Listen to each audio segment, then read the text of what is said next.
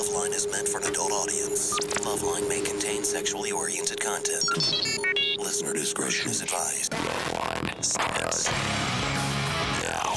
And it is Loveline. Again, that number is 1-800-LOVE-191. Very exciting evening today. Yeah. Why don't you introduce our guest? Oh, I don't know. A little guy who started off his career in the space rock band Hawkwind many years ago, but you probably know him best for the close to 35 years as the only static member of a band called Motörhead. The image of his silhouette holding that Rickenbacker bass, that alone is enough to put shivers up my spine. I'm of course talking about the man sitting right next to me, musical icon, Lemmy. You romantic fool.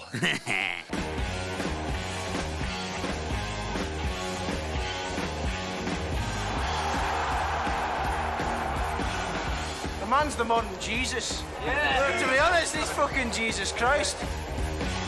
Motörhead is my life. Without Lemmy, there'd be like Motörhead, there'd be no Metallica, no Megadeth, no Slayer, nothing. There wouldn't be any of the heavy metal we have today. Rock and roll, he's Lemmy. Lemmy, he's rock and roll. Rock and roll!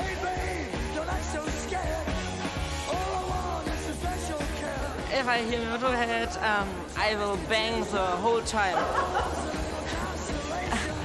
Lemmy is God. They drop a nuclear bomb on this planet, Lemmy and cockroaches is all that's going to survive. Move over for a damaged case.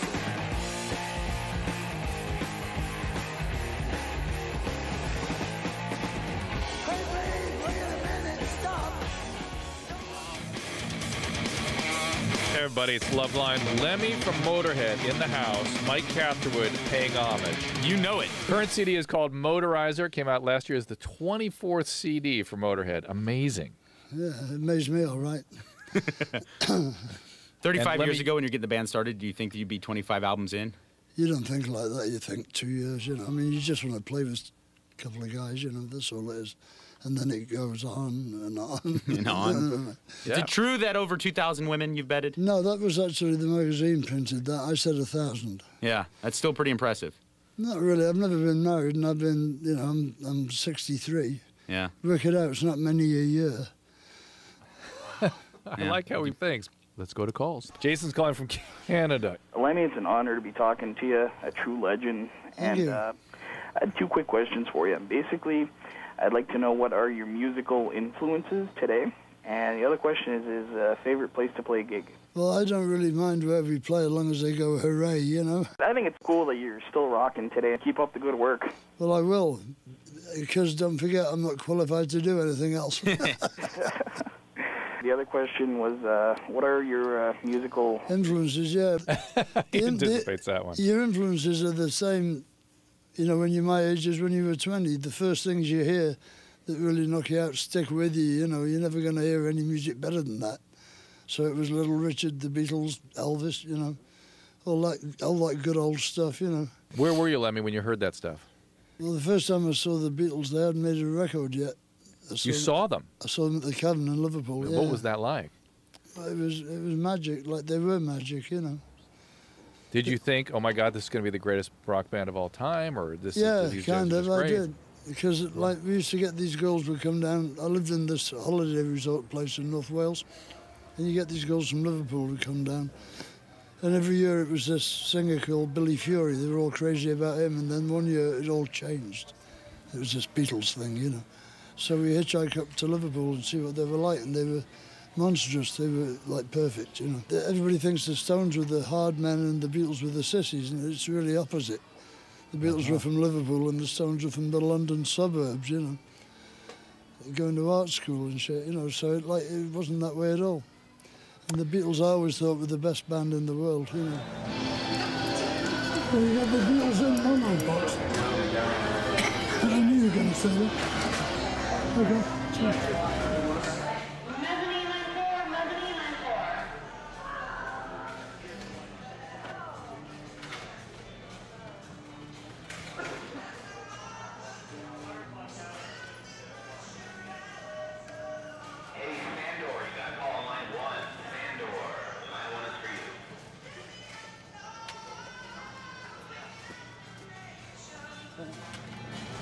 How about that?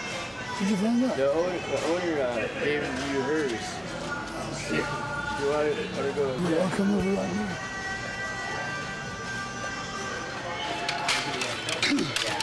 4670. She'll take American Express. Oh, yeah. So, Visa? Yeah. Where's the lady that gave me that copy? I know, we didn't have Thank you very you. much. No, I know. I was like, all right, I gotta give it to you. I gotta, in the name of rock and roll. So there you go. And it sounds great. Yeah, I think you really like that's how they're supposed to sound. Yeah, exactly. The original, the whole The thing. original idea, A couple of them, like, I mean, Sgt. Pepper sounds amazing. So I think you really like it. And I know we didn't have this stuff. Thanks very much. All right, see you later.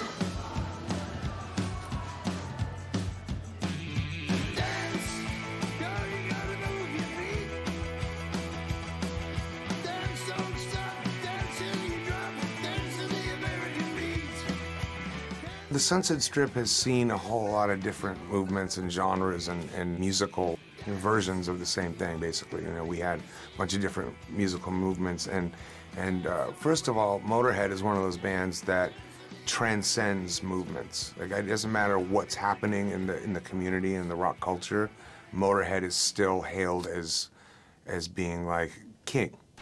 When he moved to LA, became part of the scene, he was already embraced. It was just basically his throne was waiting for him.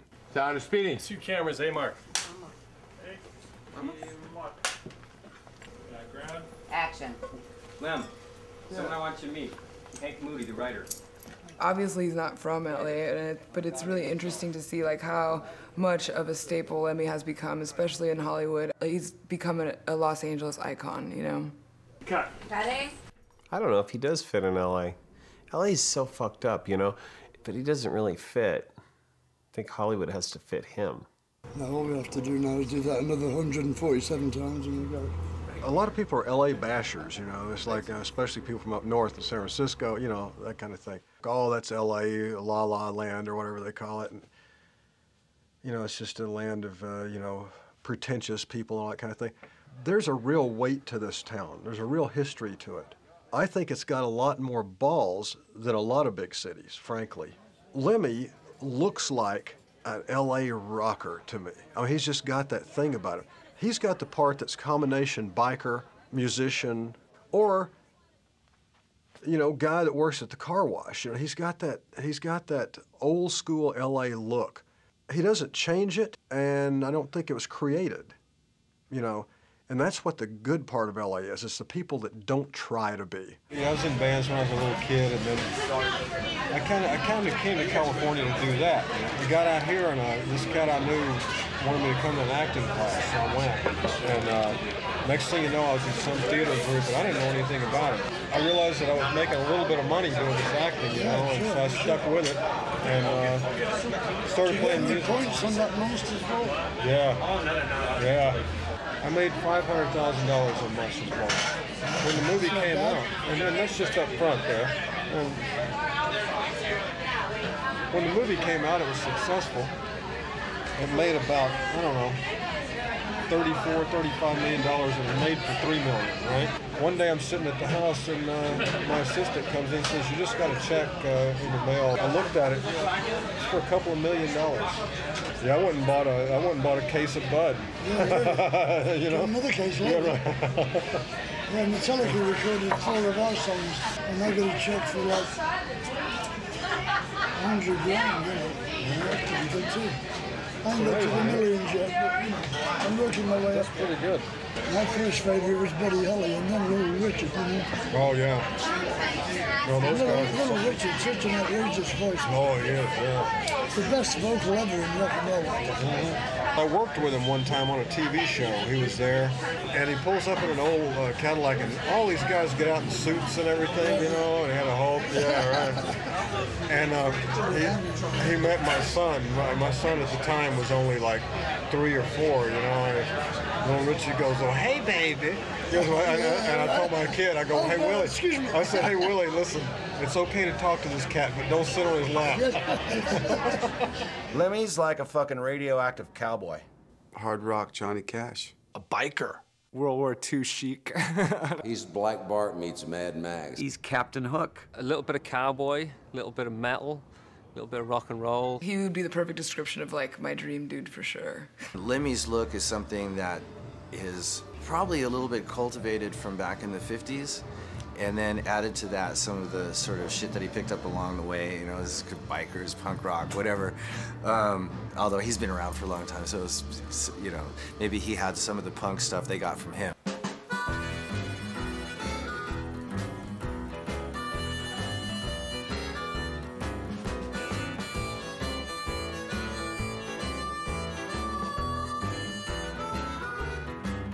Describing Lemmy's style is not that easy because, you know, from boot to boot, it always changes substantially.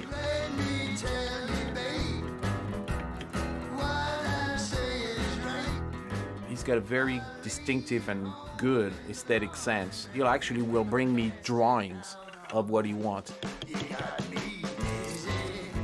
If I was to really give it a specific name, you know, I would probably say it's like a Western jackboot, because he likes these boots with like a squared off nose, like almost military looking, almost like a cavalry kind of boots, you know, with, you know, Motörhead flair to it, of course. We were at a rehearsal place in the Valley. This is back in the mid-90s. And Motörhead was right next door to us rehearsing for a tour. Every day we would see Lemmy out at this video game in this lobby area. And it was summertime, and it was really hot in the Valley, and Lemmy was wearing these shorts. Now, if I tell you he's wearing Daisy Dukes, it was like a thong, dude. You would walk out of our door, and the first thing you would see when you walk out of our room was Lemmy bent over this machine. So it's basically Lemmy bending over it with his ass in your face. That's a weird scene. And we're all wearing shorts, but our shorts are, you know, like board shorts. Finally, you know, I got the balls to walk up to him, and he's playing the game, and I'm like, hey man, hey Scott, how are you? And I'm like, hey, you know, we just all been wondering. He's like, what's that? And I said, what's the deal with the shorts? Like, seriously. And I'm like thinking, like, I'm afraid, is he gonna punch me? Like, what's gonna happen here? And he's like, what? What do you mean? And I said, they're really short. Like, what's it like? We see your ass every day. It's kind of weird. And he goes, what? It's hot out. These are shorts. And he like kind of steps back. He looks at me and goes, those aren't shorts. Those are pants. These are shorts. I'm cool. And he just kind of goes like this. Like it made absolute sense. I'm so bad, baby, I don't care.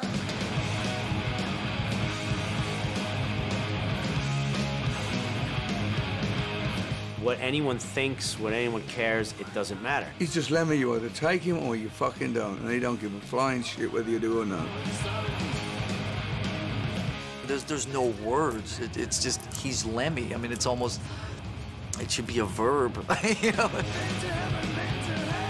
Nobody told him to do anything that he wasn't completely natural and comfortable doing. And that's rare, man. And that's why I think we respond with respect, because we want to be like that. I think he's a renegade. You know, there's not that many of them anymore. Everybody assimilates, you know, go along to get along, you know, to get what they need to get. And I don't see Lemmy as that kind of guy. I see Lemmy as doing things his way to get where he wants to go. And that's attractive because people don't do that anymore.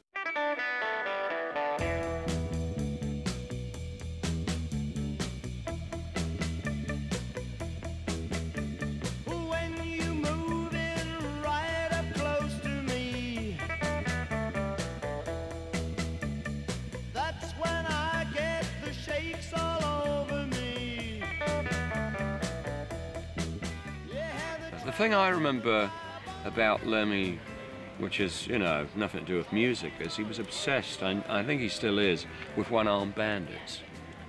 You know, you know? And I can remember Dingwalls, a little club in London, very, very popular by the canal. I think that's probably the first time I ever met him. You walked into Dingwalls, and just inside the door was the one-armed bandit, and without fail, he would be on that. And sometimes all night, you know. I don't know if he ever won, but God, he would play that thing for hours. He loved it. I've never seen anybody love those things so much. They should bring out a Motörhead one-armed bandit, you know, and if you get 3 Lemmys, you win the jackpot, you know. Shaking all over.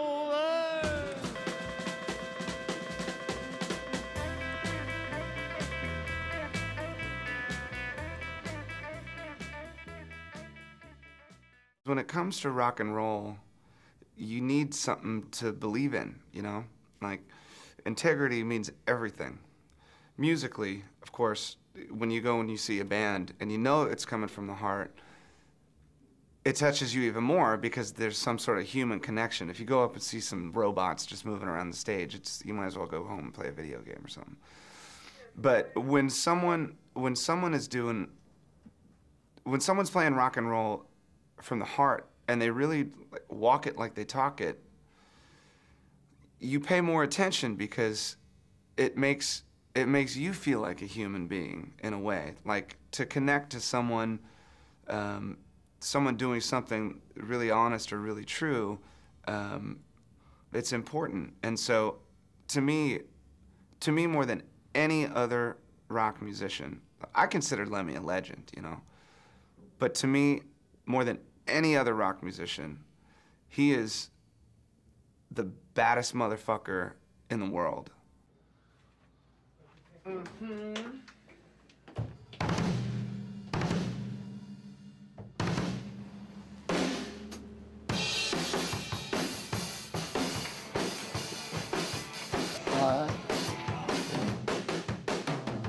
You know what'd be kind of cool? If I could get one of those lyric sheets. When it gets to the instrumentals, there's 2 12 bars in a row. Okay. So Dave, let's just check the levels here for a moment with Lemmy, make sure that he can hear himself.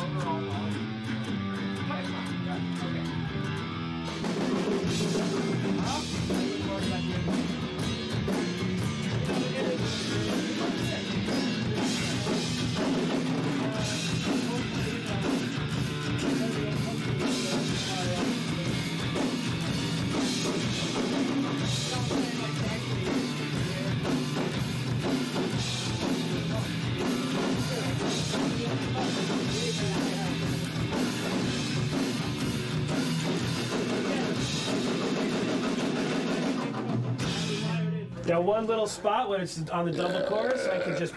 Yeah, it's a double chorus, you know? Fuck! No! For Christ's sake! What was Chuck Berry thinking? Chuck. I remember a show in England that I did with Meatloaf where the whole show was held up because Chuck Berry thought he hadn't been paid when his agent had been paid. Yeah. He wouldn't go on until he had a wad of money. He'd been fucked so many times, you know. In the 50s, you know, there was no rules at all. You know, a guy would pull a gun and say, I'm not paying you, what are you going to do? Or even in the 60s, and late 60s, Hendrix got burned fucking blind, you know. Yeah.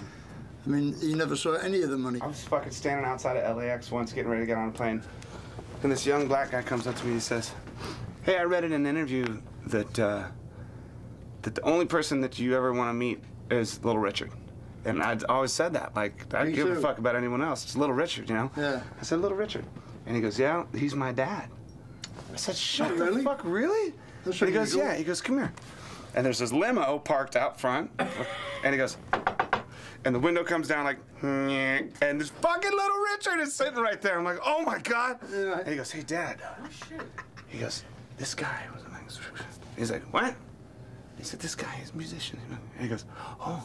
And the fucking window comes down and goes, God bless you. How are you today? How weird must it have been to be gay and black in Macon, Georgia in the 50s? An amazing singer. The best rock and roll singer ever. I don't know who people consider the originator of rock and roll.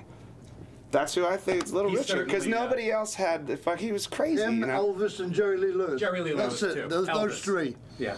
You can't tell who did the first, whatever, but like between them, they started rock and roll. Yeah.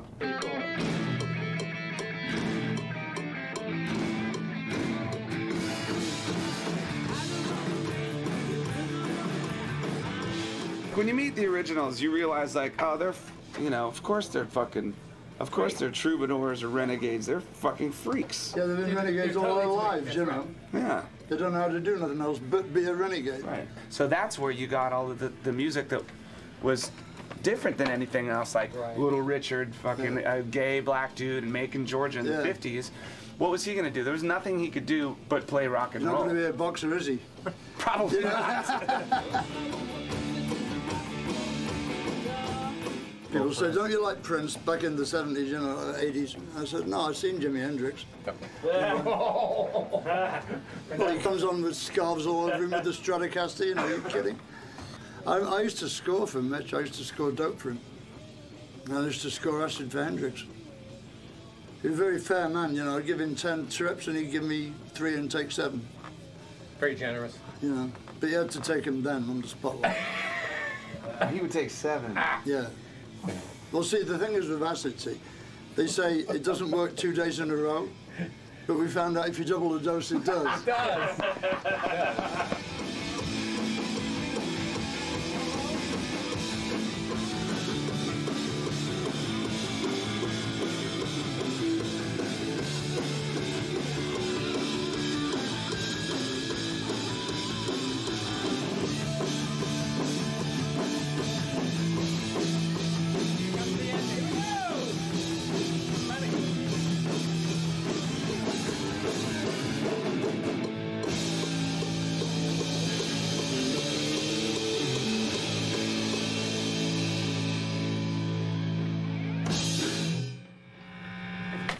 Yeah. Yeah. That's a great day. He is back. Are you here for good now? Yeah, I'm not going away for a while. I'll call you when I get back. Yeah, I do. Let's go have a drink. I haven't been in the Rainbow in ages. I had this fight going on with the fucking Darkness, this band, right? Oh, that's why I fucking called you, because I was sitting there. We went to the show, and the show was fun, you know. So we went up to the Rainbow, and we're sitting there, and the singer, I'm sitting at a table talking to the singer, and he says, hey, you recorded a song with Lemmy, right? I said, yeah. He said, yeah, we kind of have a little feud going with him right now. I was like, really? Why? And he said, well, he reviewed our record and he said it was fucking shit or whatever. Right, and I said, I'm like, oh, have you ever met him? He said, no. Because I don't think you'd met him before, had you? He said, no. I'm like, oh, dude, he's the fucking greatest guy. I mean, he's really, yeah, well, you know, so I called him a fucking cunt or something in the press. I'm like, oh, you know, honestly, he's a good dude. You'd like him. And then I said, yeah, I'm gonna go take a piss. And I fucking got my cell phone. I'm like, Lem, what are you doing? Come on up for a drink. So I got that all the darkness to send down. He sees you coming. It was just like, oh, fuck me, no. And then Lemmy sat down, and at first I'm like, hey, Lem, what's going on? He's like, you know, just I wanted to go down to the Darkness gig, but they banned me from the show. And I said, oh, have you met Justin, the singer? Well, I talked to him for about, what, half an hour that night? Yeah. And he didn't change my opinion one bit.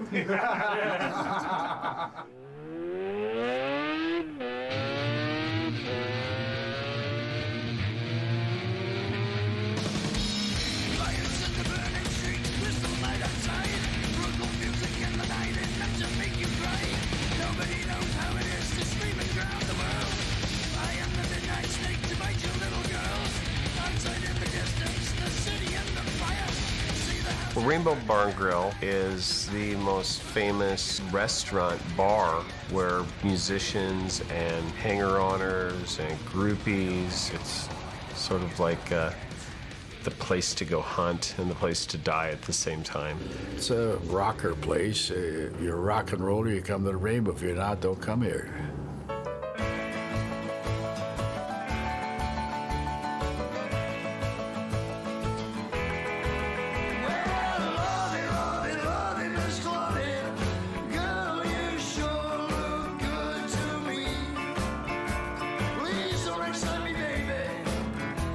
In the 90s, for me anyway, Lemmy became synonymous with the Rainbow because anytime you would go there he is playing the trivia machine, and it literally became a joke.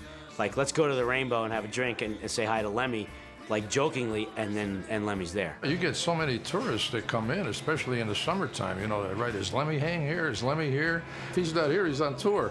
He's got to be one of two places, the Rainbow or on tour. Just give Lemmy that game, a Jack and Coke, and a cigarette, and he's there forever. When people come in here and they'll go on the game and they'll go, it says Lemmy up there. And I'm like, yeah, that's Lemmy from Motörhead. No, you can't believe it. This is like the middle of the afternoon. Then all of a sudden, here's Lemmy sitting down at the bar. I've seen everything from like chicks like welling up to the frat guy Oh my God! It's the best when they start crying, though. It's just so cute. Anyone that wants a picture, he'll take one. You know, anybody that wants to talk to him, he'll talk to him. But you gotta let him play his Megatouch first. We would just be sitting there, playing it, some sort of weird heavy metal meditation, mixed with Jack and Coke and something else that we won't disclose, you know.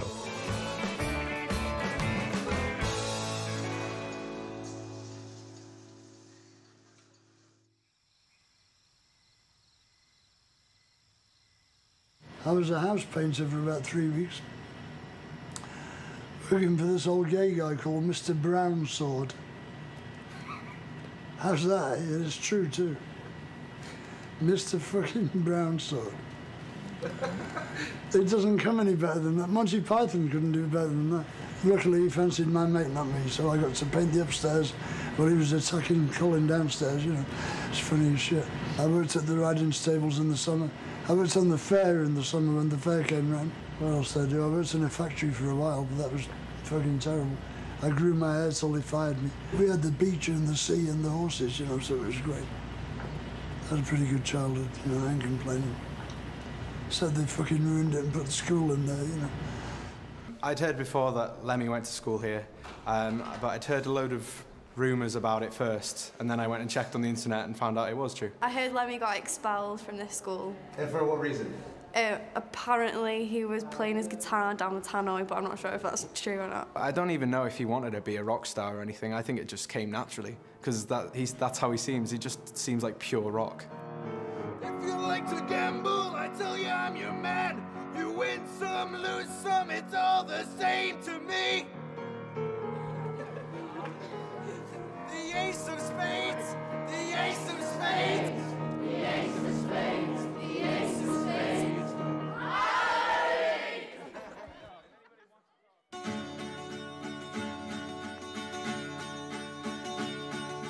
Dandy, dandy, where you gonna go now? Who you gonna run to? All your little life, you're chasing all the girls. I saw the Vickers at the Oasis in Manchester, and I thought they were excellent, so I went and asked for a job with them, you know. Chatting up the ladies, tickling the fancy, pouring out your charms to me. We'd be on with the Kinks, the Who, the Hollies.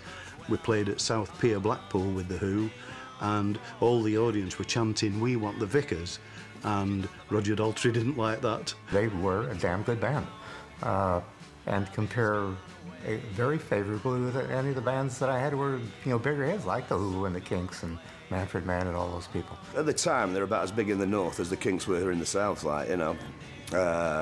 But, you know, it's just tour all around the north of England, really. We couldn't even get arrested in London. North of Birmingham, we were big stars. This is 1965-6. We were on £200 a week each clear. That's like 4,000 a week each now. And we all had Jags, and we had a speedboat, for Christ's sake. We used to go water skiing on Windermere. It was rock and roll with a bit of thump, very aggressive. And he would actually go up to his amplifier and feed his guitar back, and he would make him scream. So when I first joined the Vickers, they were ambitious. They settled into this routine of doing the same gigs every year, you know, the circuit. And they became, in the end, in fact, a cabaret show, you know. So it wasn't for me, really. He wanted to be in the thick of it in London, like, you know. And we didn't.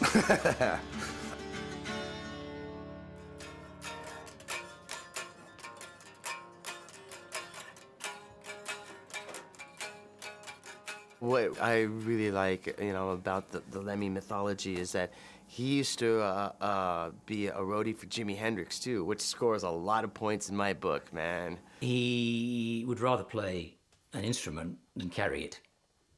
And so that kind of gives you the idea.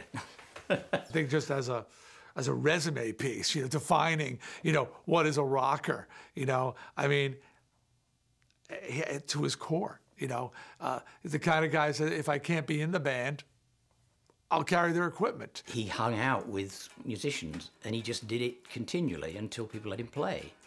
And he's really come up the hard way. Go away, Greg.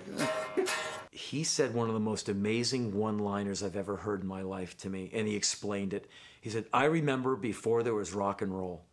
I said, "Wow, that's a wild thing to say." I said, "What do you mean?"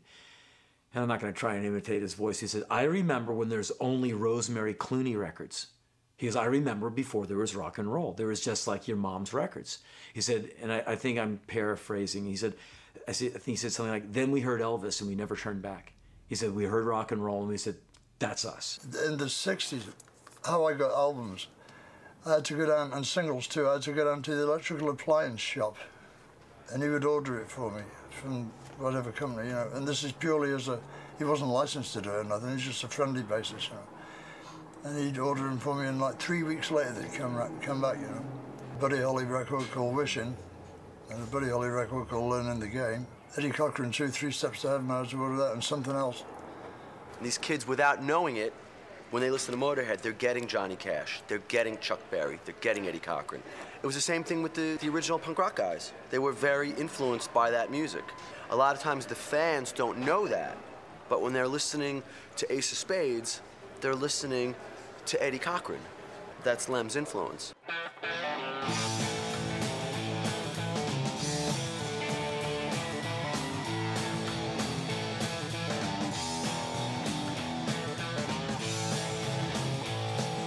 Showed the weeping willow how to cry, and I showed the clouds how to cover of a clear blue sky. And Headcat is just, it's like what we did when we were teenagers and why we played music in the first place. We're playing the songs that got us into it, and the music is so real and so like unpretentious that people can't help but like it.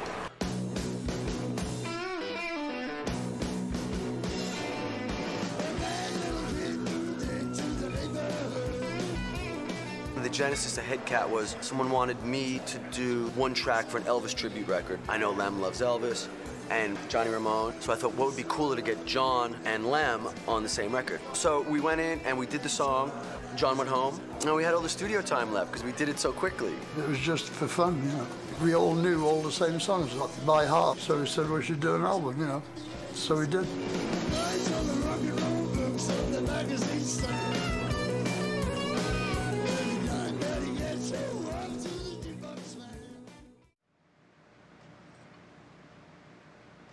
This apartment is like a fucking museum. It is a museum, really. I've seen museums with less shit in them than I got.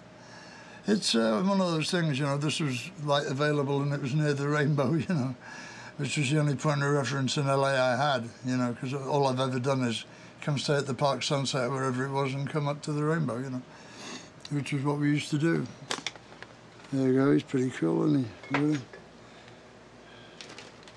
That's the Metal Hammer Award, 2 of them. This is a porcelain model of me done by somebody and given to me on the road. It's pretty interesting shit, you know, you get given some great stuff. But the platinum album is from Joan Jett, and the gold one is from Lita Ford, because I wrote a song on that album. That's from the Wacken Festival in Germany, and this is my clan, the Scottish clan Fraser. And this is my honorary membership in the Rangers. There's my action figure. You've got to keep it in the original box, see? Then one day, it'll be worth as much as $5. Silver and gold record for Ace of Spades. This is from Hammersmith, Odeon. This is from No Sleep Till Hammersmith stuff. And this is by a German cat. It's really good too, huh? I wish I hadn't dropped it, you know, that's the only thing. Why not move? Well, for one thing, I'm never going to get a place like for the money I'm paying here. I mean, I've got a place that's rent control. They can't put it at more than 6% a year, yeah? So I'm still only paying $900 a block from Sunset, you know. I'm never going to get a deal like that. And I'd want to live around here, because I like it around here, you know. What's your most cherished possession in here? My son. Oh. Because he's the only one I got. I mean, I have another one, but I've never seen him, so he don't count, really. Neither have I, no. No, neither of us, no.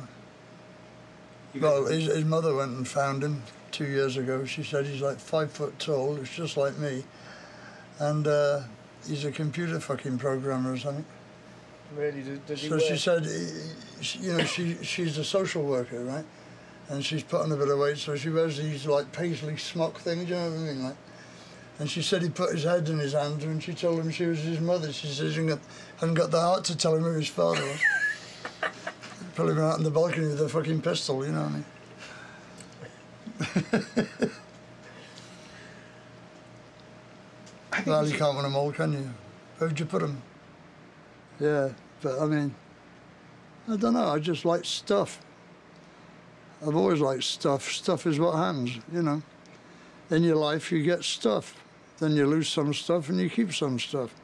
And at the end, you leave it to some other poor bastard to be saddled with it the rest of their lives. You know. Don't worry, kids, you'll love all this shit soon enough. I'm looking forward to that. Yeah, really, I've no doubt, yeah. I'd rather have you than all that stuff. I know, yeah. I can never imagine why that is. Why people would rather have some gobsmack human, you know, instead of a load of money. Right. I never understood that. Well, money doesn't, you know, love you back, does it? You I can don't know, spend it, but it doesn't love you You back. can imagine it does. But I know that you met your dad when you were 6. I met him too. Yeah, we met each other at the same time, actually. Simultaneously it was. Funny how that happens. Like two ships meeting in the cosmos, man. It's like a memory that's all frayed around the edges and all sepia-toned. Sepia, see? Actually, I was sepia then. Yeah. I was almost see-through, in fact. Yeah. I just remember tugging at these slim legs in jeans. That's me, you see. And that was him. But I was very small, so I just saw the legs. Describe what happened. I don't really remember what. There was a dope deal. I was waiting for some hash to arrive or something, and I was in the kitchen making a piece of toast, and this small blonde child came in and, "You're my dad, I'm your son," and my mum's in the other room. And I looked round, there's bloody Tracy sitting there, babbling like an idiot as usual. I don't know how he got there, because, like, she wasn't in no dope deal because she didn't do drugs, right? So why was she there? Well, my mum went How looking. did she get in there? Well, she went looking for you, I know that. Oh. And that's because when I was about 4, I was, you know, in like a kindergarten, right? Right. And there was this other kid that came up to me and he said, "I've got a daddy and a mummy." And I was like, "Well, I've only got a mummy, right?" But he said, "You must have a daddy because everybody has a daddy and a mummy." So I went home and I said, "Where's my daddy? Where's my daddy then?" You bitch. And I got this look like, "Oh yeah, we don't talk about him in this house." And then I think after that, you know, endeavours were made to introduce us to each other. Ah. You know, I didn't want to live with his mother, you see. Because it was only like casual sex, really, you know. But I mean, I love Paul. I mean, I like Tracy. She's great, and she did a really good job bringing him up, you know, up to a point. And he's turned out to be a really clever kid, you know, and he's good. He's a great musician, you know. You have no idea how good he is, you know. My mum knew the Beatles, right? Oh yeah, she used to go out with John Lennon, didn't she? Yeah. Yeah. She Obviously trying to get to Paul McCartney through him. No, she lost her virginity to John Lennon. Yeah, right. The story that I've been told by my mum was that George liked her. Ah. And he would shyly, coyly look at her when she'd walk past the bus stop, and George would be standing there, and she wasn't interested in George. Right. And then, you know, but I don't know. I mean, maybe if she had been interested in George, it would have lasted longer than with John. Never know. It didn't last long with John, did it? No, it didn't. But she always talked about it. She was very smitten. But she called you after Paul, not John. So, you know. Yeah, that's a strange one, isn't it? Yeah, she must have been thinking about Paul when she was with John, perhaps. Well, perhaps she called him Paul, and that's why it didn't last. I've had some. Oh, I love you, I love you, Paul. Yeah. What? Yeah, Paul. No, we swapped girlfriends twice, didn't we? Yeah, we did. At the Limelight and then at the Stringfellows, wasn't it? Yeah. Yeah, we swapped girlfriends one night and then did it again about 2 months later. Yeah. Well, I mean, you know, a lot of chicks like that, you know, the old man and the son as well. Yeah. Must be, it's like screwing the daughter and the mother at the same time. It's like that, you know. Yeah, that kind of thing, yeah. Yeah.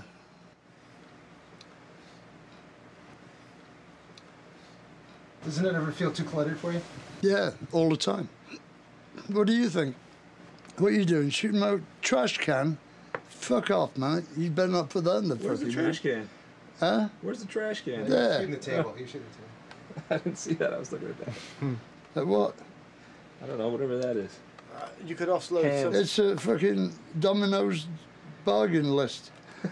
One of my favorite memories of my dad was when I was 6 years old, and I'd just learned to play like 3 or 4 chords. He came to visit, and as he was leaving, he picked up one of the other guitars and he started just playing by the front door, like, you know, E major, and we just jammed on that one chord for about 20 minutes, and he was just, you know, like looking right into my face, you know, like right into my eyes, and just egging me on, you know, like, this is the rhythm, this is the feel, this is how you do it.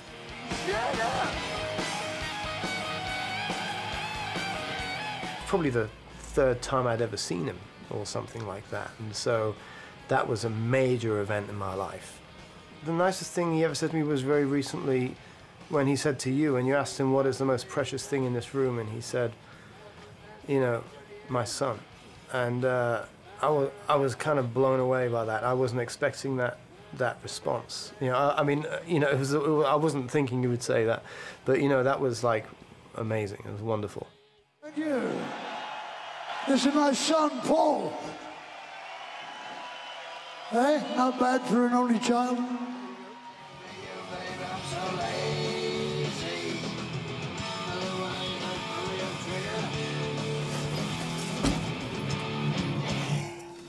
Go take it to him, Scott. Some size. Oh, that's cool. Yeah. I present this tank. Isn't that bad? Yeah. I served several years in the U.S. Army as a special operations soldier, both in Ranger Regiment and Special Forces, and I have served in Iraq and Afghanistan. I know Lemmy's a big military history buff. That was kind of my rock and roll connective tissue to the military, was probably Motörhead. You know, I would wear Motörhead t-shirts, you know, over there, in a way kind of stating my own individuality, not to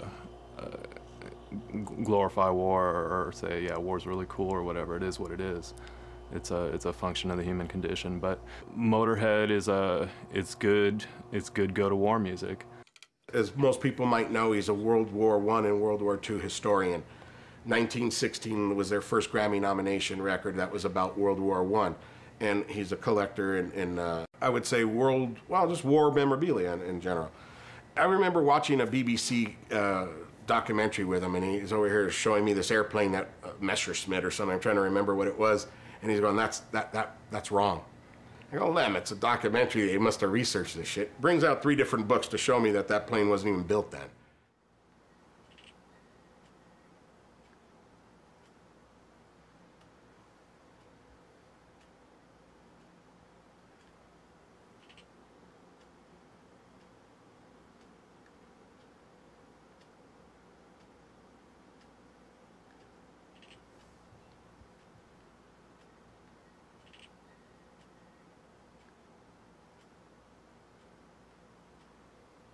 Everybody collects something, right? Drummer in my old band used to collect elephants. The elephants all over his fucking apartment. I think my collection's more interesting.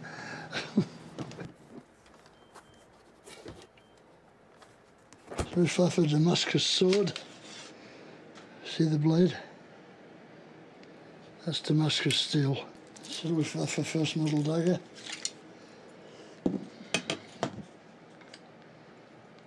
Quite pretty, I think. Purely decorational. These are Masonic daggers. Look at that. Huh?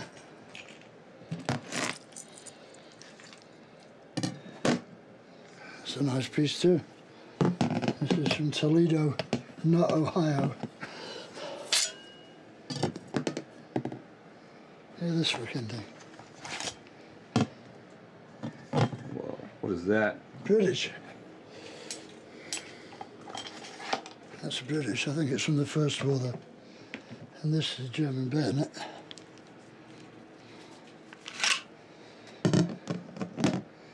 That's seen action. I always liked the workmanship and the designs, you know. They were the last great knife makers, you know, the last great sword makers. It's a craft in Germany that has largely disappeared now, you know. Even a lot of the American swords were made in Germany. In the Civil War, there was a lot of German swords used in that war. And up to the First World War, obviously, you know.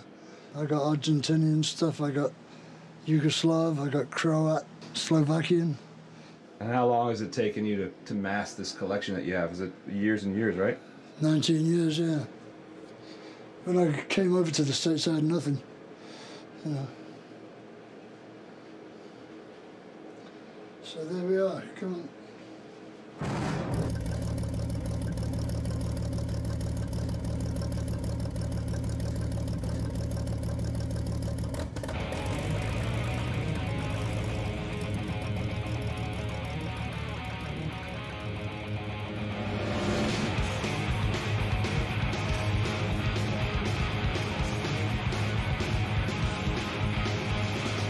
Thought I'd dress up for it. Yeah, you look good. Afternoon.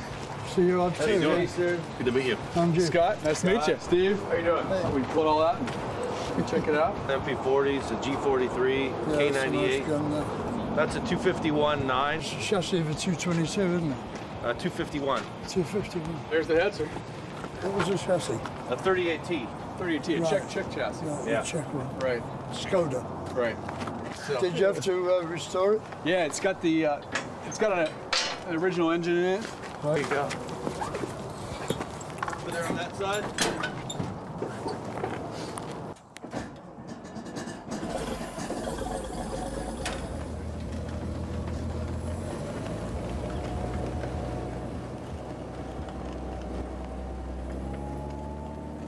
Well, this is actually the smallest tank that the Germans made. It was made actually in Czechoslovakia based on a Skoda design from before the war.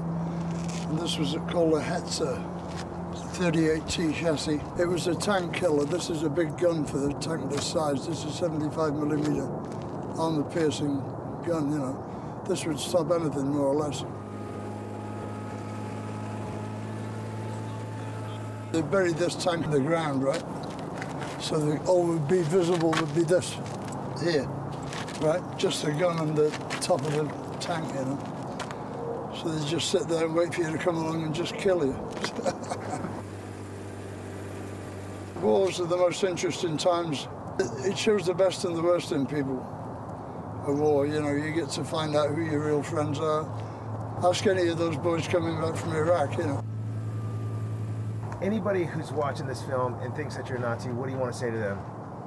Well, I've had 6 black girlfriends so far, so I'm one of the worst Nazis you ever met, right?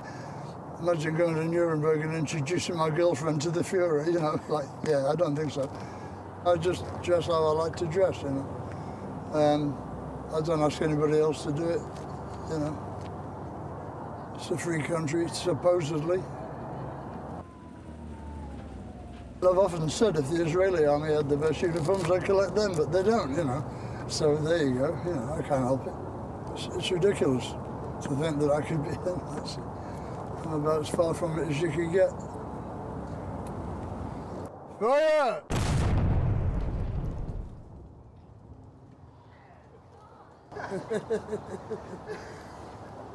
How was that, Lemmy? That was great.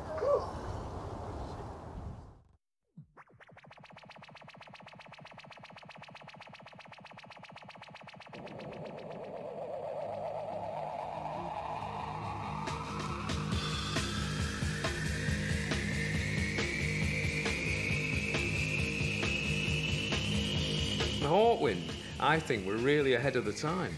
I worship Hawkwind. You know, that's some genius music.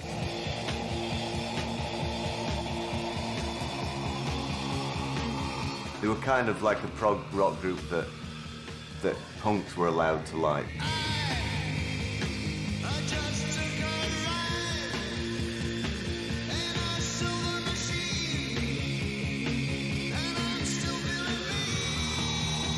dangerous kind of rock and roll. It's not choreographed, it's not safe, it's not cliched, it's not, you know, you never know what you're going to see, to be quite honest. And that's got to be good, isn't it, you know?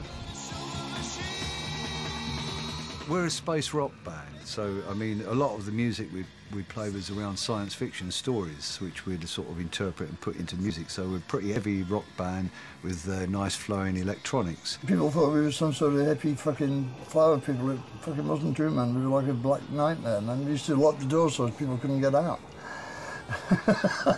It was a psychedelic experience, and nobody was doing that sort of thing, really. We just used to get this sort of trancey beat going, this trancey rhythm, and a strobe going, you know, and it's like, it didn't drive you insane, it just put you into a trance, really.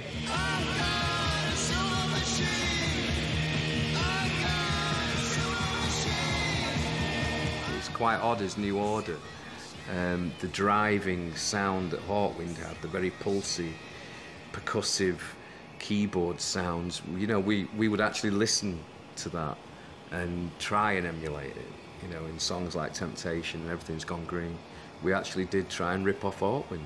And they represented the first sort of counterculture, you know, with IT and Oz Magazine, and that was all very coming up. romantic. And it was a wonderful time to grow up, to be a kid. Yeah. But mostly I remember standing at the front, drooling at Stacia. The girl with the breasts out. The girl with her breasts out, which was incredible for a 12 or 13-year-old.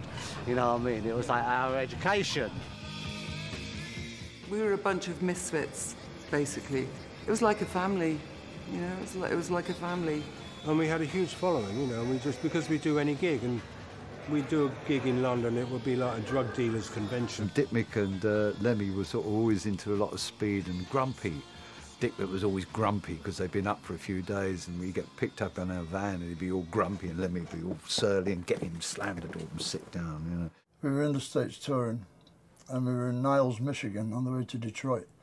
I don't know if you know where Niles is. It's on the other side of Michigan from where Detroit is. So we pulled over at a roadhouse to eat, and I wasn't hungry, you know, being a speed freak. So I just got this new camera, so I went out prowling around looking for things to, you know, yeah, with the new camera. And I got conked over the head in this abandoned housing project and fucking came round without my camera, without any money. I go back to the roadhouse and they're gone. And dumped me there, you know. I mean, what kind of shit is that, you know? One of your band members just missing after you have a meal and you just drive off. That's not the way I work, you know. And so now I'm stuck here, so I have to hitchhike across Michigan. I go up to my room, crash out for about 2 hours, down the sound check, do the show. Crossing into Canada the next day, I get busted for speed. In jail for 2 days in Canada, handcuffed to a fucking iron bar. And then I get the news as I'm going into Essex County Jail with my overalls over my arm, going into the delousing section. This voice behind me says, "You're bail, Kilmister." So thank you, you know. Flown to Toronto immediately, do the show, 4 o'clock in the morning, fired.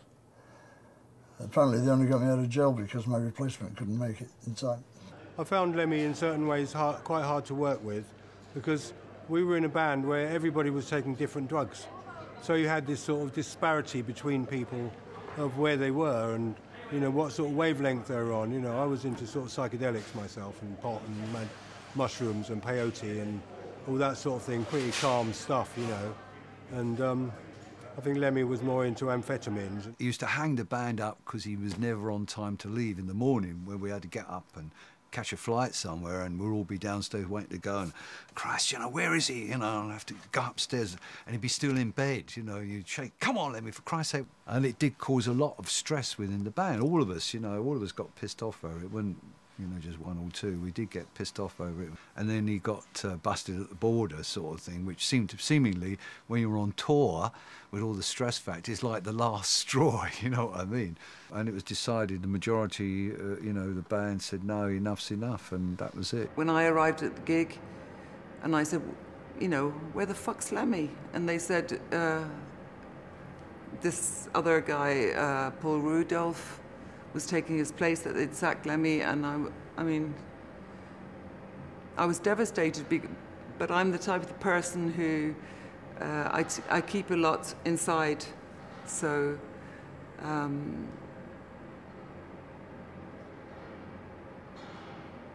I think I just carried on, but I was devastated.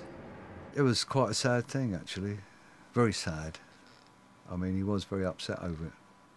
And, well, we all were, really. It was coming for a long time. Because what it was 70s drug snobbery, you know, like they were all just doing organic drugs, man, you know, and I was doing speed and organic drugs, so I didn't like that, you know. He hated us for it all, really, at the time. Well, you would do, wouldn't you, you know? He described me as sanctimonious, self-righteous arsehole at some point, and I thought, oh, well, that's all right. That's what he thinks of me. I went home and screwed 3 other old ladies. You know. Well, you know, vengeance is sweet, saith the Lord, you know.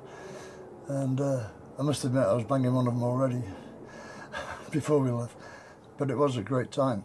I wouldn't have traded it for any other band, ever, you know. In fact, I would have probably been in that band right now if they hadn't fired me.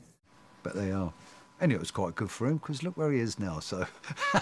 How long have I been on the road? Yeah. 19 years. 19 years? Yeah, give or take a year. I mean, isn't it boring after a while? No. Why is there so much violence on the road? Why do you break things in hotel rooms? I mean, the violence. I mean, when you start doing things. Fucking violence! I don't know what you mean about violence, huh? You want to see some violence, baby? Don't break it on me! Don't break it on me! No! Not me! I'll leave you cut. You want to do an interview? Yeah, do it. What's it like being killed by another?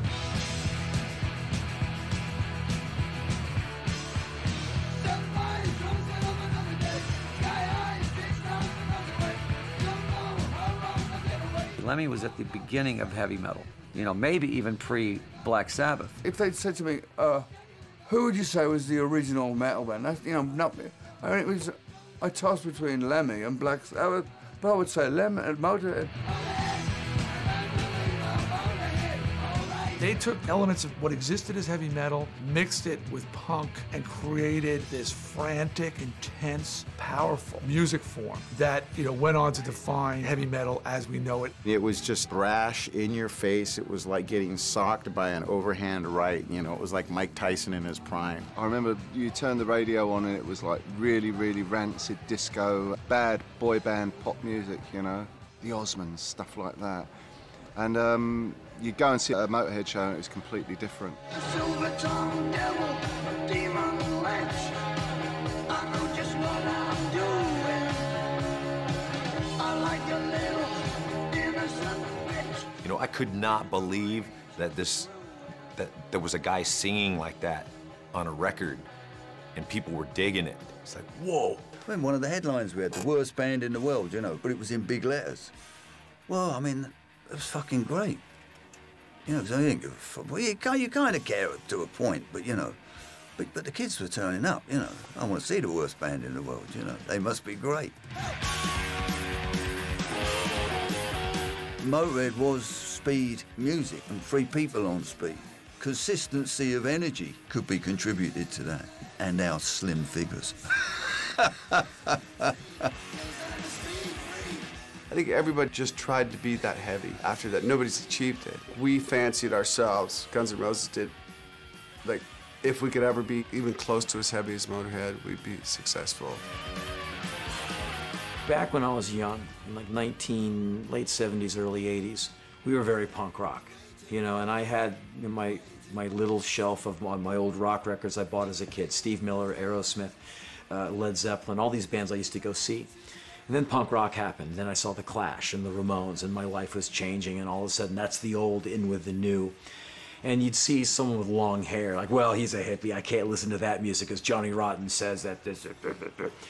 And then someone would pull out the Ace of Spades record, and you're like, oh, well, wait a minute, because this kind of goes against the gospel of the punk rock, because they're long hairs and it's metal, but you put the record on and go, damn, man, I can't help it. I'm a Motörhead fan. It was their look, it was their attitude, it was their music. You felt by listening to their records that they didn't fit in. You felt that. And when you didn't fit in yourself, there was that instant fucking lightning bolt connection, like, oh shit, they're one of us, they're us.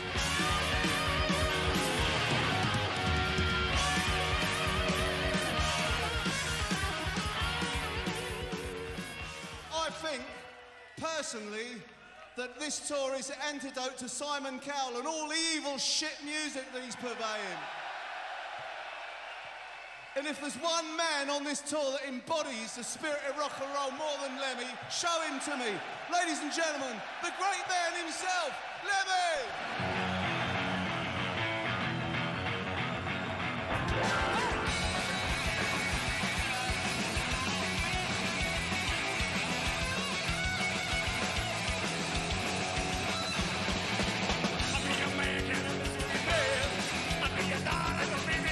The Damned split up, and Brian James went off and did other stuff, and we thought, well, could we possibly have a Damned without Brian?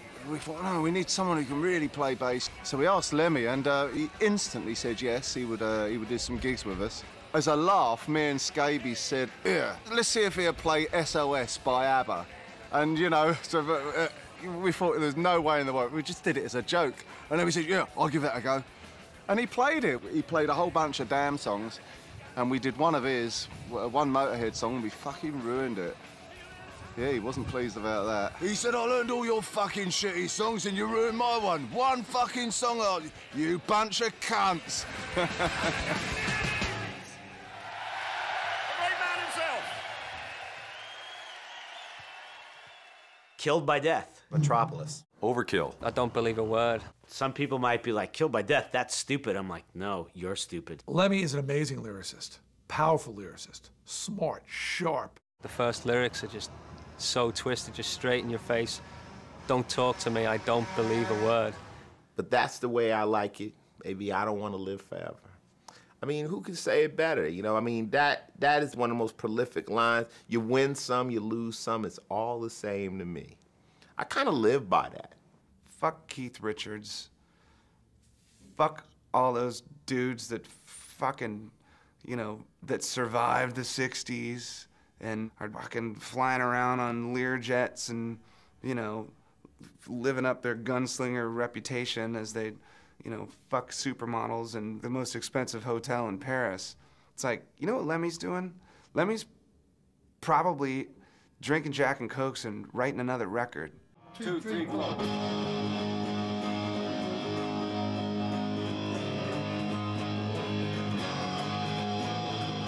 One of the lyrics that Lemmy wrote for me was Mama, I'm coming home.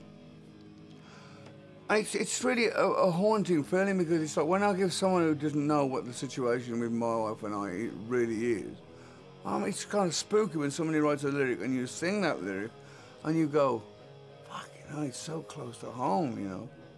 Every time I play that on stage, it's like I get a chill up my spine, you know. Just a clown in a one-horse town in a broke-down second-hand car. Can you still get it up? Or are we pushing too hard? I think if you ever had a beautiful girl, you had to use your MasterCard. Nah. Let's go again. Can you still get it up? Or are we pushing too hard? If you want to get your hands on the beautiful girl, you gotta use a MasterCard. Let's listen to what we have, okay? Yeah. Look, pills. Ooh. What kind of pills are they? Vitamins? No. No. Diabetes. And one for blood pressure, I think. I mean, I told him my blood's pressing just fine. Every time I cut myself, it comes right out. Okay, that's it. There's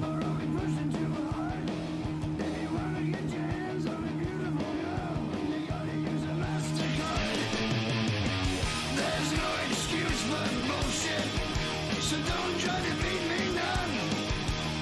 You better take some action.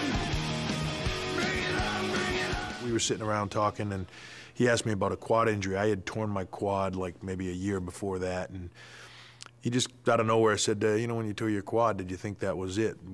Did you think your career was over? Were you finished? And I said, you know, it went through my head a few times, and you know, but I just kept going with it. And he said, you know, when they told me I was diabetic, and you know, and I was really sick with it, which was actually right before he did my song. He said, you know, at first I thought, I'm done. You know what I mean? It's all over. But then he said, I started thinking about it, and you know, the fuck am I gonna do? You know, he said, I've lived my whole life this way. I've done everything I've done up until now to get to where I'm at. I'm not gonna change. And the quote that always sticks with me, he said, you know, I do all the stuff that I do, drug-wise and drinking-wise and all that stuff, and at the end of the day, he said, you know, I'm too old to find God now. I told you, man.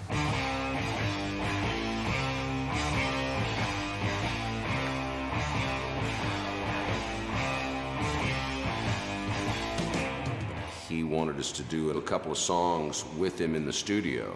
He came in there with a bottle of Maker's Mark whiskey, and I started drinking with him, and we really didn't get much done because we were just drinking, and he was like playing guitar and showing me stuff, and then we'd stop, drink. And the next day, I had to go to the hospital. Lemmy gave me alcohol poisoning, basically. There's the Marlboro Reds, there's the Jack Daniels, there's the speed, there's the strippers, and there's the gambling. You know, that's what he likes. I remember me sitting down and with Zach, and he's showing us like Beatle footage and stuff, and he says, do you want a Jack Daniels?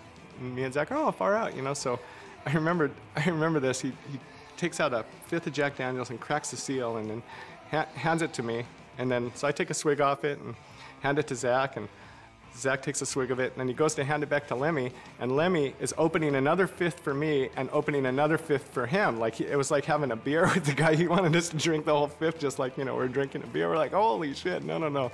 First time I ever met the guy, he says hello, and proceeds to offer me crystal meth. This is a fucking hardcore dude.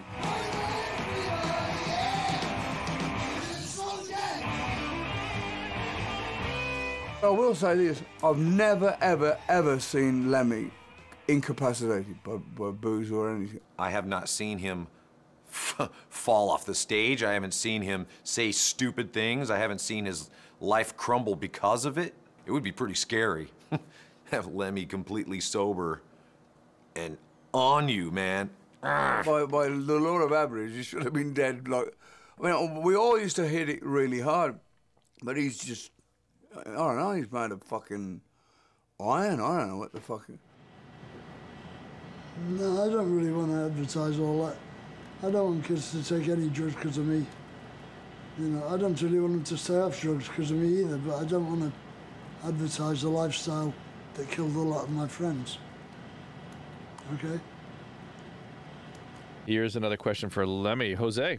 Lemmy? Yeah. What do you credit to your longevity? You drink, you smoke, you party a lot, and I want to know what you credit to it. Not dying. That's the secret. That's the secret of survival, not dying. I don't know, you know, I was lucky, right? Because a lot of my friends didn't make it, you know? Yeah. And I did. You know, I never did heroin, see. That was the one. I never saw anybody die on anything else. When I was about 17 years old, he said to me, "Son, promise me that when you grow up, you know, don't do coke. Please, just don't do coke." And I was like, okay, you know. And he says, "Just do speed, it's much better for you."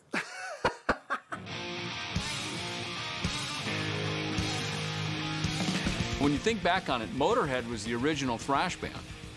About everything about them. They played fast, it was gnarly, it was a little loose, it had some punk rock, it had metal, it had all the elements that we then later perfected and refined, and then we became part of, you know, the big four of thrash metal. You could definitely say without Motörhead, there's no Metallica, there's no Anthrax, there's no Megadeth, probably no Slayer. There could have been, those bands would have been like Anthrax Light or something.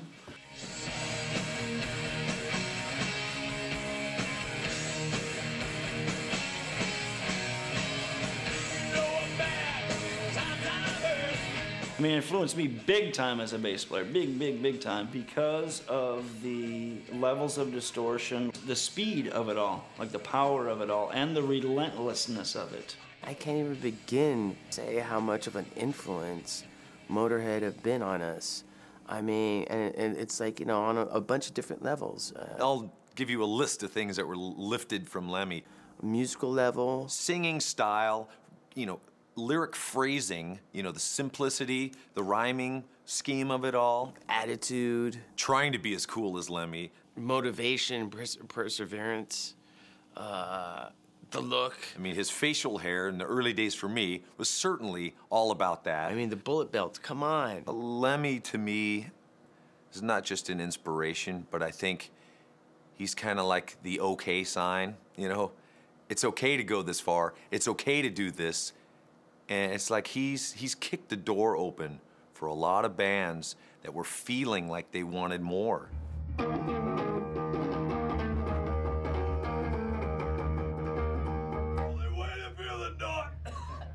can't sing that way.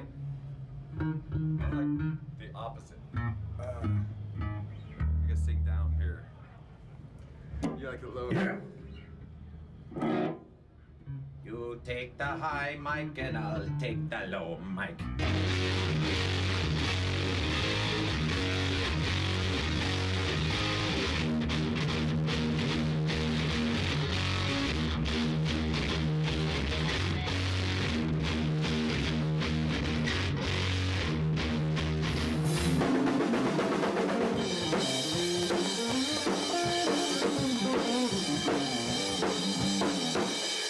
What's up, motherfucker? Hello, sir.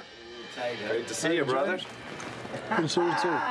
Hey, man. What's happening? What? Hey, Lemmy, how you doing, bro? What's happening, man? Good. What do you want to do? You want to do, I'll do the first one, you do the second one? Yeah. Do the third one together or something? Sure. Or a line each or what? You do the high harmony? No, not anymore, no. Rub your balls and you go, ah! No, that's the theory, yeah. What ending do you have for Damage Case? How do you end stops Damage and I Case? stop and then you're the last. Figure that out when we get there. How? Don't be under any illusion that we know what we're doing. Let's see what happens. Yeah. Let's have fun with it. It's a 3 count. It goes 1, 2, 3.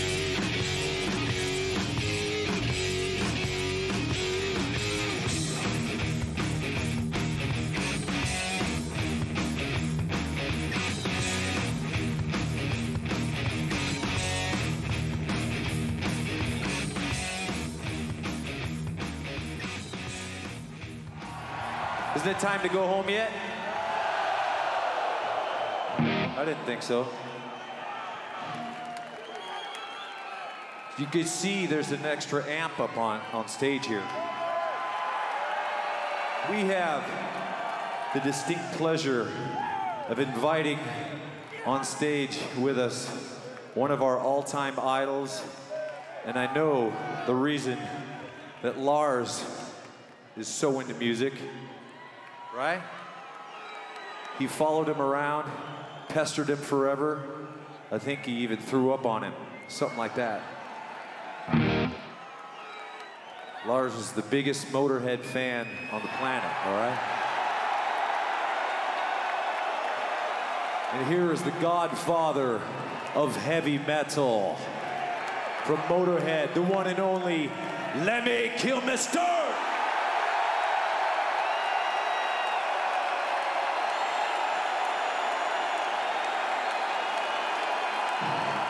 Lemmy, Lemmy, Lemmy, Lemmy.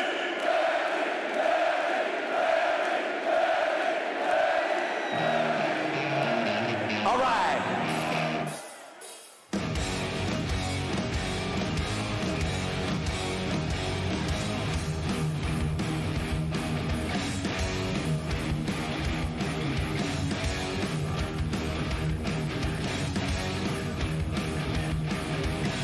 Hey babe, you look so sad. All I want is to stretch your hair. On the run, the sun is a division. All I need's a little consolation. And I can tell by your face all over the place. And these eyes to face, move over for a damage case.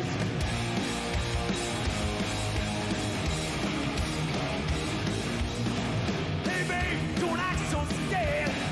All I want is a special care. No, don't victimize you. All I want to do is tantalize you.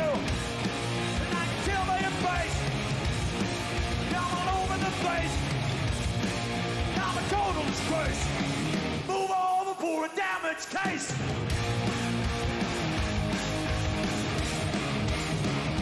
Move over.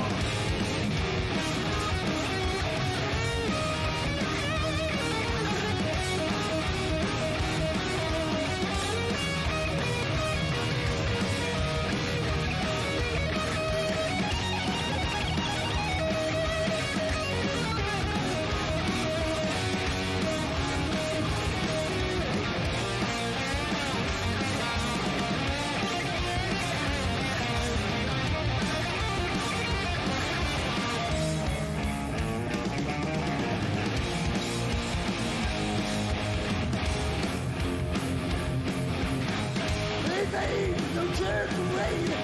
I'm here tomorrow, I'm gone today. I ain't looking to victimize you. All I want to do is tantalize you. And I tell you, please. I'm all over the place. I'm all over the place. I'm over for a damage case.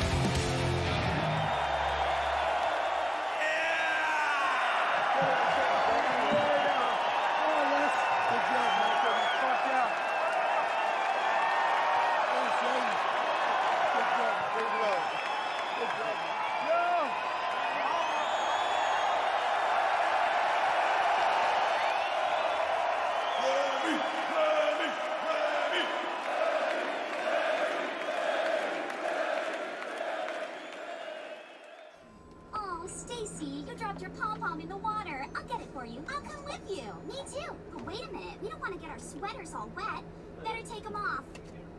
No. Splash fight!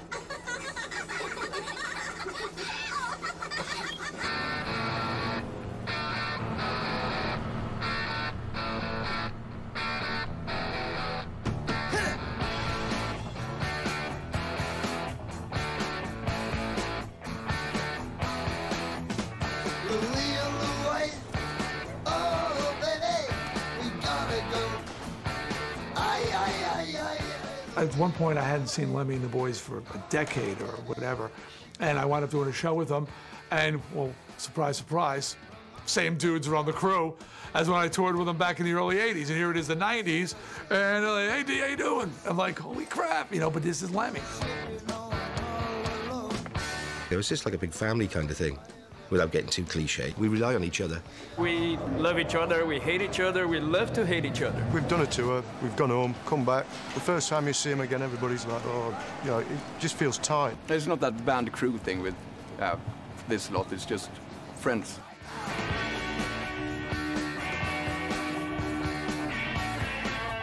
It's just fucking great. What other job in the world can you get paid for traveling around the world, meeting great fucking amazing people and seeing Motörhead every night?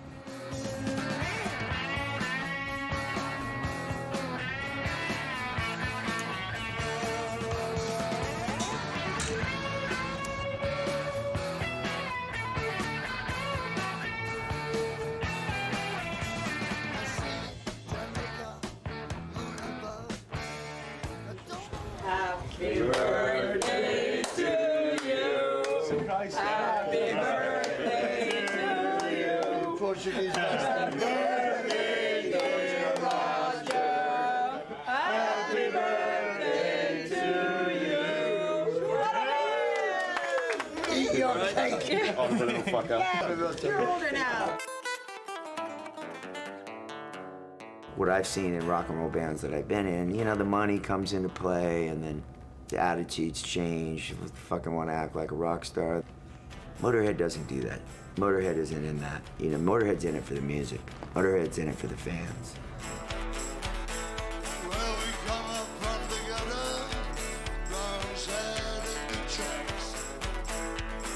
We still have a goal, you know, to move this band forward and to sound the best and to be able to, you know, write good records. There's no faking going on here, you know. I used to say, there's not a fake bone in Lem's body, and that really is true, you know. And I can say the same for Phil and myself as well, that we're not faking us through year after year, you know, pretending or so. And I think that is reflecting out, you know, it's like an aura around us, I suppose.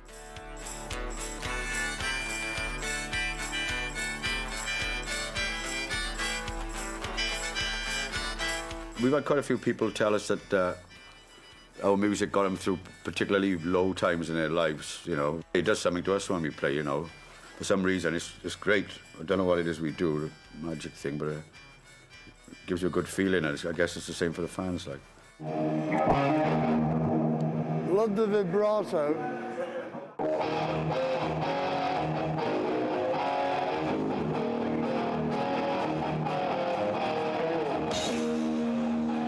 I asked him for his autograph when I was 12 years old, folks. 12 years old, he came to my hometown when he was with Hawkwind, and he was the only one that came out to sign autographs. If somebody said that night, I've been in a band with this guy for a quarter of a century, like big rock band, I would have said, oh, come on. But it's a good story to tell because it's quite inspiring, you know, anything can happen.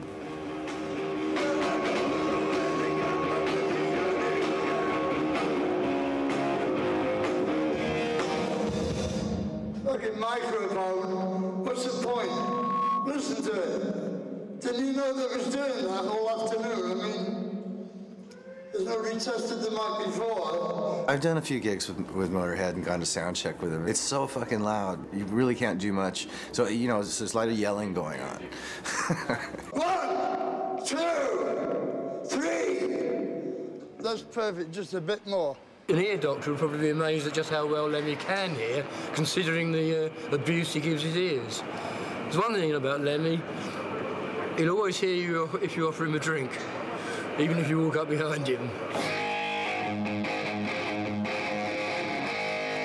We're the loudest band in the world, in the Guinness Book of Records. You know, that's what people want. They want it loud. They want it loud, they want it fast, they want it Lemmy. Is it loud enough? Are you sure about it? This is Returno. Skull Killers.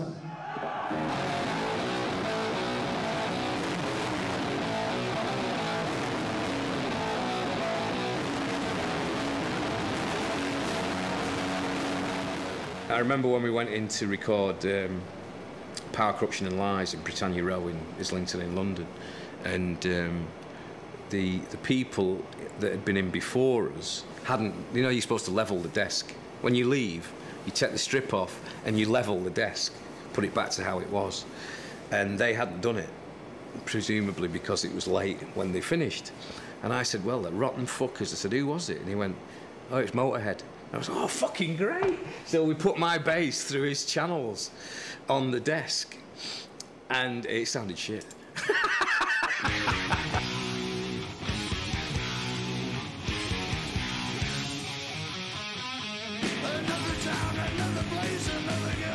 When I think of Motörhead, I don't think subtlety. It makes me think of a door blown open. And his voice it's rasp, you know, it's like eating fucking nails. It's kind of like it's more like a wind coming at you. I had the impression that someone's coming up behind me and spanking my ears. Everything starts going grainy. That's it. It's like being in a sandstorm, basically. That's it. That's it. It's the oral equivalent of being in a sandstorm, I would say. When the lights go down and that motherfucker hits the stage and he blows that cigarette out of his mouth and just winds into the bass, it's game over, man. You can drag anybody to a Motörhead show and they're gonna go.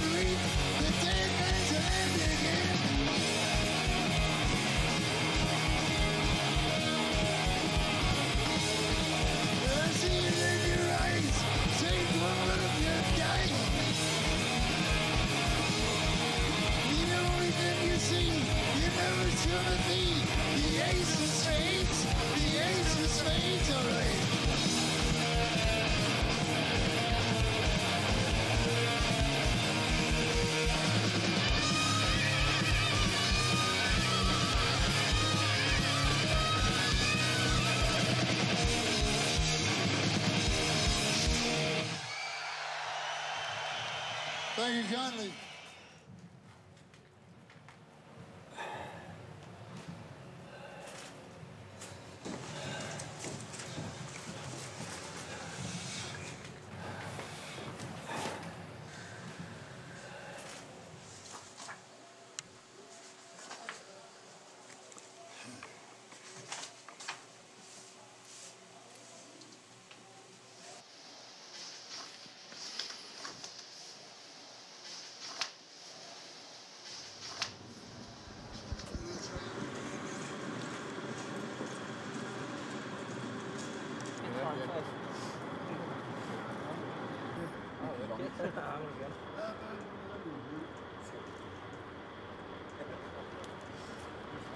Next election, I'm gonna run against you, and I'm gonna win. All right, Mrs. Griffin, you want to take me on? Fine. But if you plan to beat me, you'll have to... What is it? A bee just flew in through the window. Now look who's mayor. First order of business. Free honey for everyone. Yay, Mayor B, Mayor B, Mayor B. Ow! Oh, done stung myself.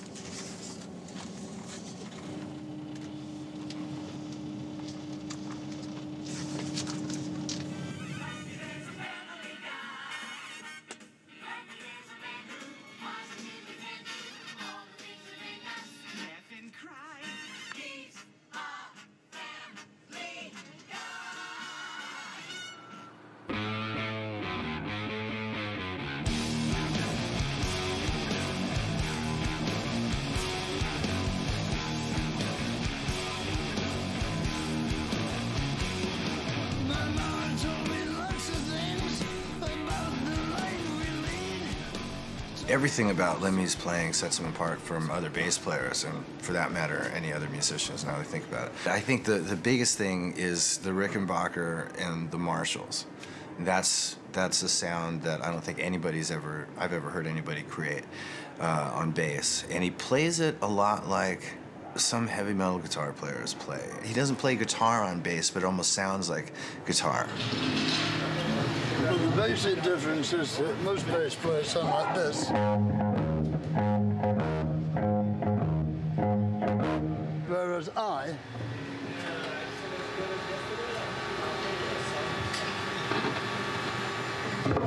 sound quite different.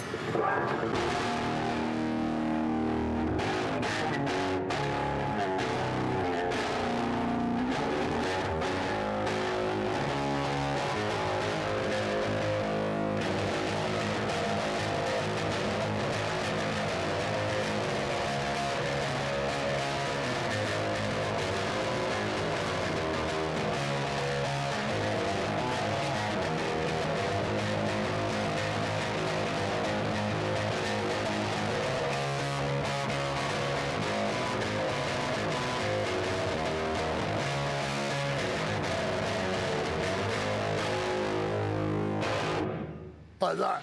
I always wanted that sound, but I didn't necessarily know it then. You know. It evolves, you know. What would you say, Tim? Sorry.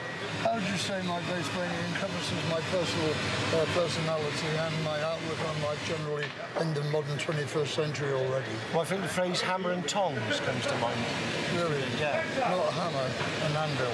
An anvil and tongs. Anvil and tongs. Yeah. And hammer. And hammer. And stuff like that. Yeah, very hard. Actually, he's never heard us, like when we both at the same time when we both about different things. Like, because you're talking about actually, you know, he talks to one thing one minute and out the other. And nobody ever fucking understands the thing we say because actually we just two geezers trying to get along backstage, you know? Yeah, and everything like that. And things like that, yeah. Or something else. Americans usually have a nervous breakdown around now. How do you know the CIA weren't involved in the Kennedy assassination? He's dead, isn't he? How do you sell a deaf guy a frog? Do you want to buy a frog? How do you make a dead baby float? 2 scoops of ice cream, 2 scoops of dead baby. How would you describe the life you've lived the last 30 years in the rock circus? Controlled madness. But is it still as fun as it used to be to go around the world and play concerts? Yeah, it's great, you know, it's a great job, I recommend it. You know, it's almost as good as being a TV interview. Still a lot of groupies backstage? See any? But what makes you the proudest in your career? Survival, I think. Every year that goes by, I get a bit prouder, you know, because we proved that we weren't the trash band that they said we were originally, and every year we survive proves it a little bit more, you know. You know, like that, right? What keeps you going? 30 years. What keeps you going and going? Well, see, you have a dream when you're a kid, and my dream came true, so why stop it? How long are you planning to keep going? Oh, until 2047. Then I might slow down a bit. Might be 2048, isn't it? I love everything about Lemmy. The music, fucking everything. Like, there's nothing not to like about Motörhead. It's a band that's got it all. They're hardcore. They're proper hardcore band. They're like, I don't like sax and all that shit. They're like excellent. They're full on. They've always been full on. Motörhead are like, they set a standard for all the others to follow. Every time you see them live, they make you deaf. I don't have to listen to my wife. For about 5 days out of every year, my wife is totally ignored because oh, sorry, darling, I can't hear you. I can't hear you. Sorry, I just can't hear you. They made me stone deaf forever!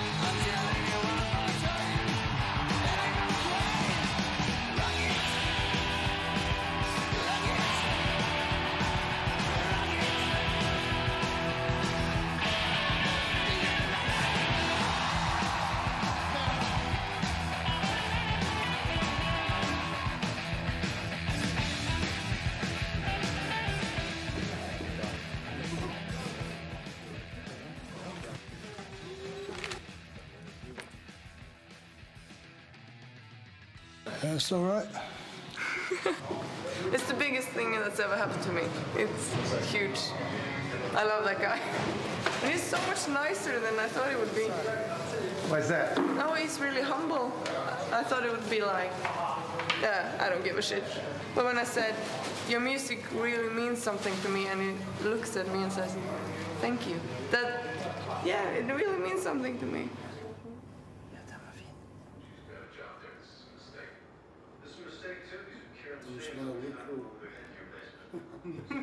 You look at him, he's probably very intimidating, but this is one of the nicest guys you could ever meet. I mean, there's so many people that hit him for stuff, and you know, you just look at him, and most of the people in his position would not pay attention to half of these things, and this is a guy who go out of his way to help anybody. You just see it in his heart. When I was married before, right, and we were all on the road together. My husband was a huge, at the time, my husband Matthew, comes from Indiana, like just redneck kid, idolized Lemmy, like huge Motörhead fan. So we were on tour with Motörhead, and me and Lemmy immediately have this connection. Me and my marriage was heavily on the rocks, and you know, Lemmy would, like, my husband just wouldn't talk to him or, you know, anything, and Lemmy just would come up with T-shirts and like, hey Matt, you know, and when we actually separated, he was telling all these people in town, and we were from Athens, Georgia, so it's a very, very small town. He was telling all these people that me and Lemmy were having this affair and blah, blah, blah.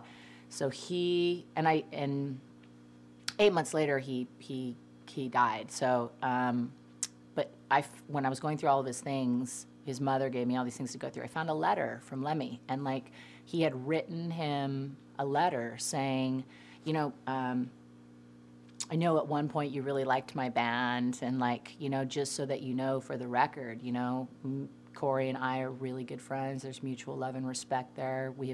She did nothing but talk about how much she loved you, and you know, that I would never cross that line. I'm not that type of man, and you know, and it was just so cute because when you read the letter, and it was like, I know at one time you liked me and my band, and it's Lemmy and fucking Motörhead. It's like so bizarre, but he wrote this really beautiful letter to him, and you know, with the you know, with the red candle wax with the stamp on it, you know, on the back, and sent it to him, you know, like that type of shit, man. You know, it's like, he's a very, very honorable, generous, good man. He's very much a complex, emotional person, but there is a kind of a distancing that he's purposefully put in between there. Do you know what I mean?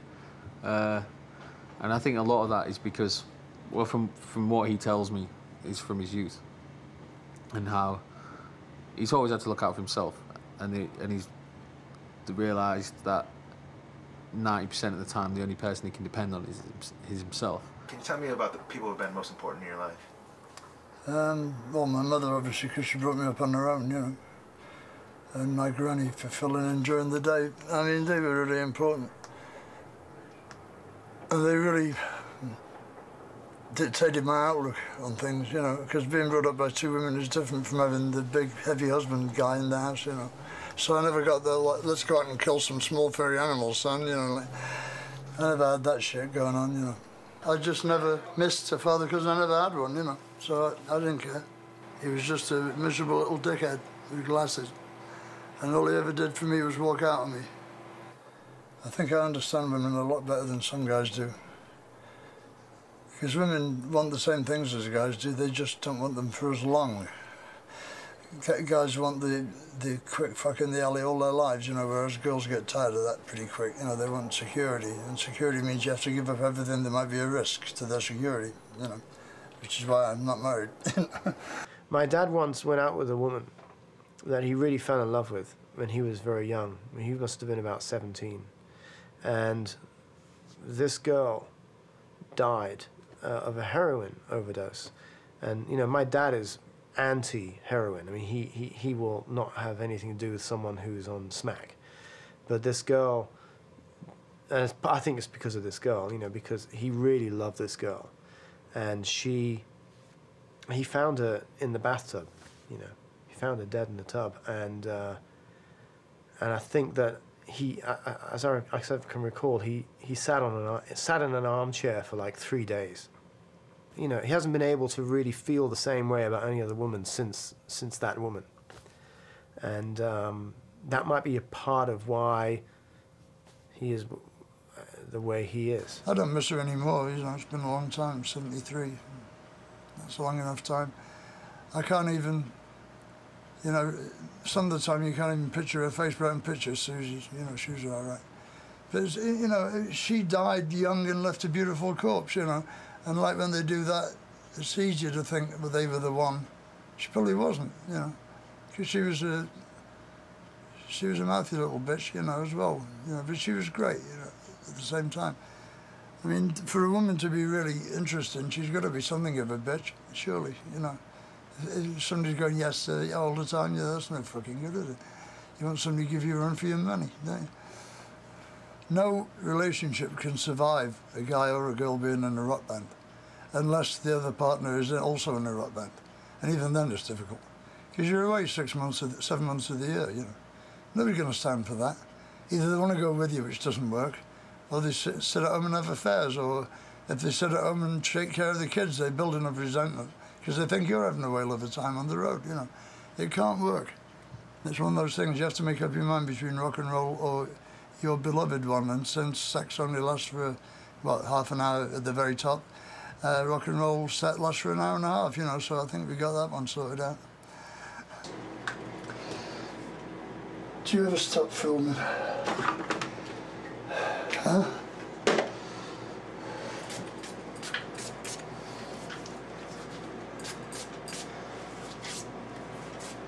So, what a pity you haven't got smell-o-vision.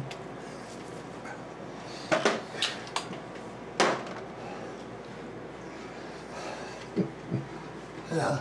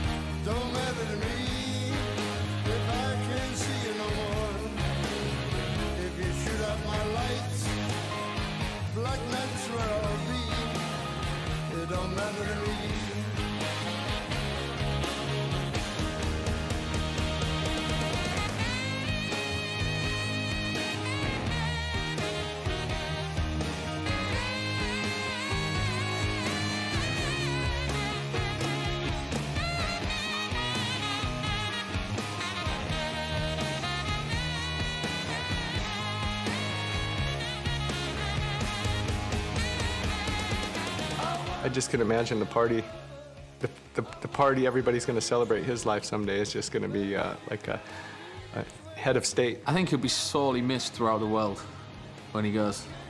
But then I think the way it'll be, and I think the way he'd want it as well, there's not going to be many tears shed, but many, what fucking great times we had. Do you know what I mean?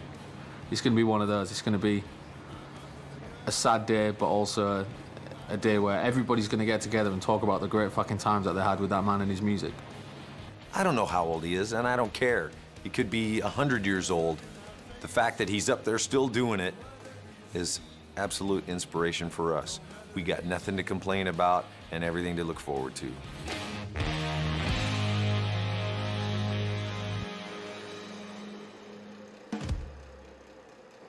And this is what I am. This is what I do. This is what I'm supposed to do. Right here. I'm supposed to be backstage waiting to go on, you know. If your life was a movie, how would you want it to end? It should end with the clap of thunder and me vanishing off the top of the mountain, leaving behind a plaque which says, "Fooled you again," you know, something along those lines. But of course we can't afford the mountain, we can't afford the flash powder, and we can't get the cameras up the slope, right? So there you go. You can't have everything, can you? Where would you put it? Any regrets? None. Life's too short.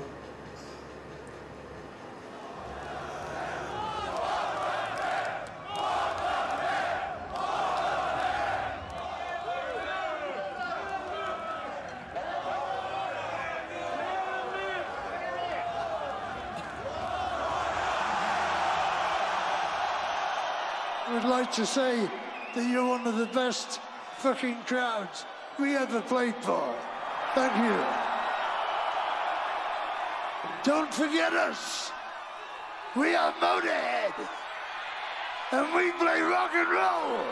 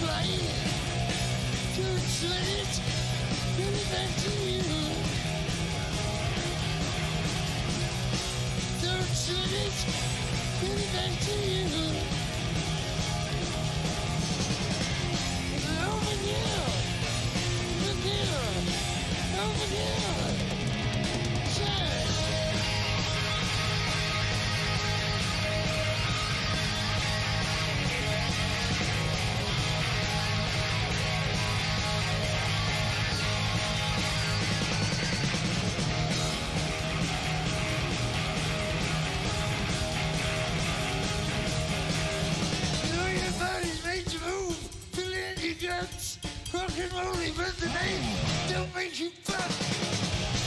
Don't sweat it, give it back to you. Don't sweat it, give it back to you. Over here, over here, say.